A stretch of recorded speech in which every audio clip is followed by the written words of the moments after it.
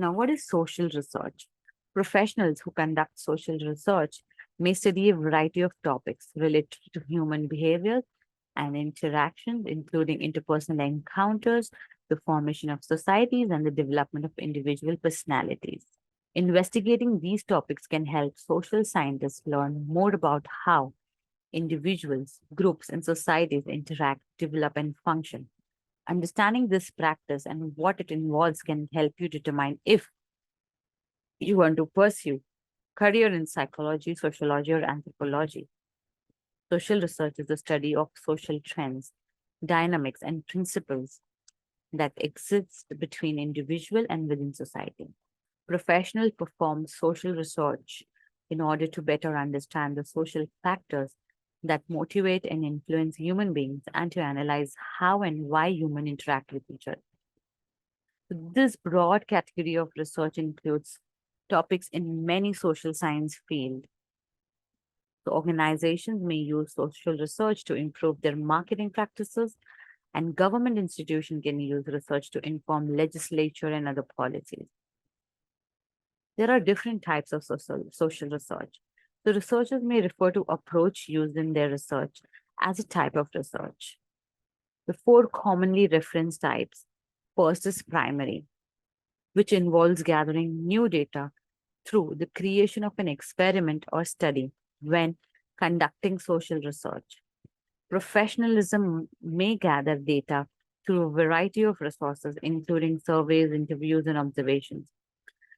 After they gather data, researcher analyze it in order to generate conclusion that basically relate to the research question. For example, social scientists may perform a primary social research study in which they observe how humans interact under stressful circumstances.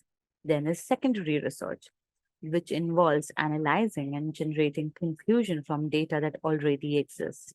So researchers combine, organize, and analyze information in order to generate new conclusion from pre-existing data. For example, researchers may perform a secondary social study that analyzes interviews from several studies of women before and after finding out they are pregnant. Then comes qualitative research, which attempts to gather information through non-numerical means, such as observation and interviews.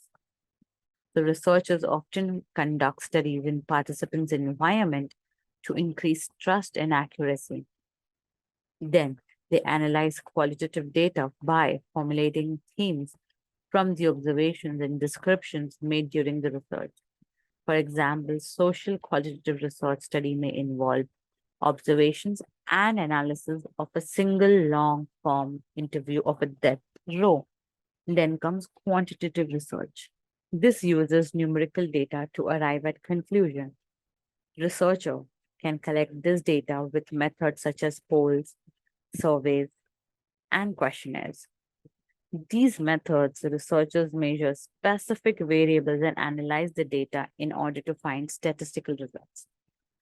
For example, a social quantitative research study may involve measuring the amount of adrenaline produced by humans during stressful social situations. Methods of social research. Researchers often decide the best way to study a specific social trend, principle, and dynamic using a particular method. Some studies are best conducted by analyzing specific numerical data, while other studies are better suited to analyze or detailed description. Similarly, some studies are best done through primary, while others are best done through secondary. So here are some common methods of social research. First is case study.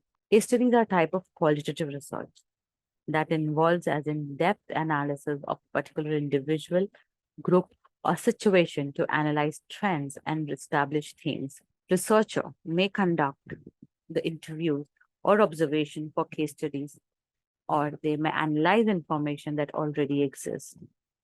For example, a social research case study may involve analyzing the personality of a person who survived exposure to a severe amount of radiation to learn about how the long-term social and cognitive impacts to this incident. Then is focus group. Focus group may facilitate focus groups to ask participants about specific topics and record the responses. Professionals then analyze the data, usually composed of participants' feelings and opinions, in order to generate plausible conclusion. This method is qualitative as the information gathered does not involve any numerical data.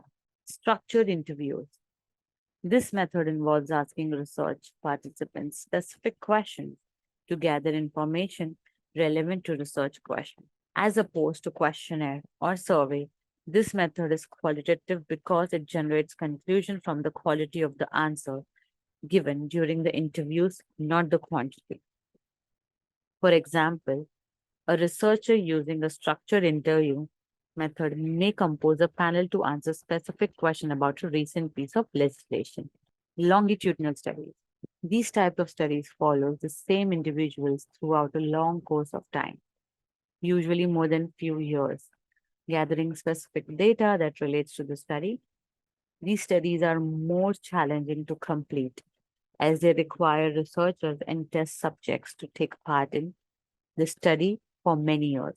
For example, researchers using longitudinal study may conduct a 15-year observation and analysis of the academic achievements for adopted children and biological children.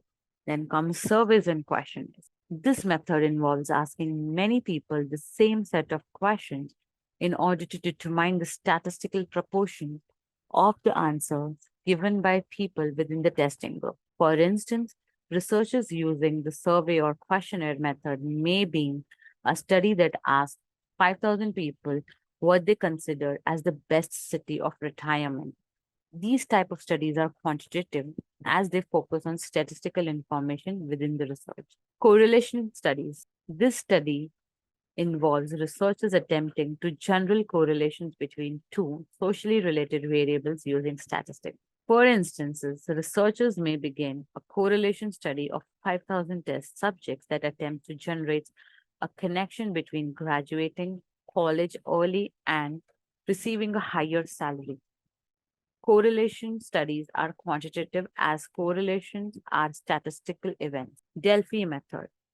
So this method combines open-ended questioning with the calculation of means and medians for the answer given.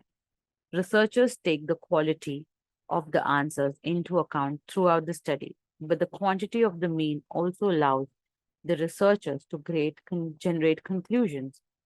So this method is a mix of both quantitative and qualitative. Last is triangulation method. Studies that use the triangulation method seek to answer the research questions by combining other studies that sought to answer the same question using different methods. So this method also involves both quantitative and qualitative.